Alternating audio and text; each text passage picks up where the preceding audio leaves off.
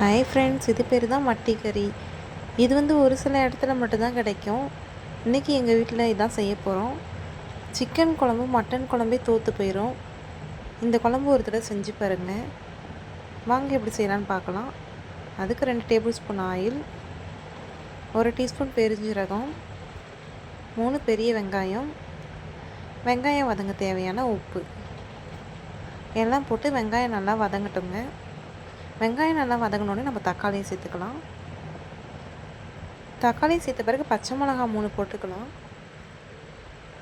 கருவேப்பிலை கொஞ்சம் போட்டுக்கலாம்.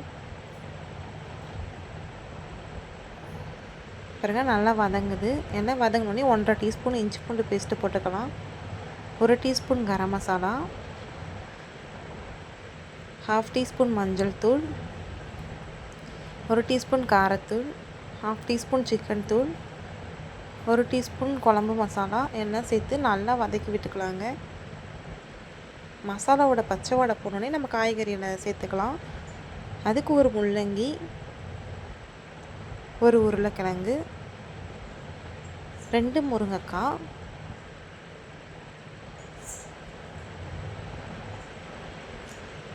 நல்லா காய்கறியை கிளறி விட்டுக்கலாம். இப்போ பார்த்திங்கன்னா நம்ம அந்த மட்டிக்கறியை சேர்த்துக்கலாங்க. இதை அவிச்சும் நம்ம எடுத்துக்கலாம், பச்சையாகவும் எடுக்கலாம். இது பச்சையாக எடுத்ததுங்க.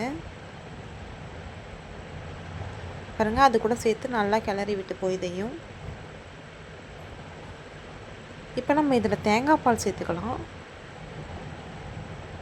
நான் 1/2 மூடி சேர்த்துருக்குறேன். இப்போ நல்லா கிளறி விட்டுடலாம். இப்போ குழம்புக்கு தேவையான தண்ணீர் ஊற்றிக்கலாம். நான் 2 டம்ளர் அளவுக்கு தண்ணீர் எடுத்திருக்கேன். தண்ணீர் ஊற்றி நல்லா கிளறி விட்டுக்கலாங்க. நல்லா வாசனை கம கமன்னு இருக்குதுங்க. இப்போ குழம்புக்கு தேவையான உப்பை சேர்த்து நம்ம கொத்தமல்லியை ஆட் பண்ணிக்கலாம். இப்போ மூடி வச்சிடலாம். இப்போ பாருங்கள், குழம்பு நல்லா கொதிச்சு வந்துருச்சு. நல்லா கிண்டி விட்டு இப்போ பாருங்கள், காய்கறியெல்லாம் நல்லா வெந்து வந்துருச்சு.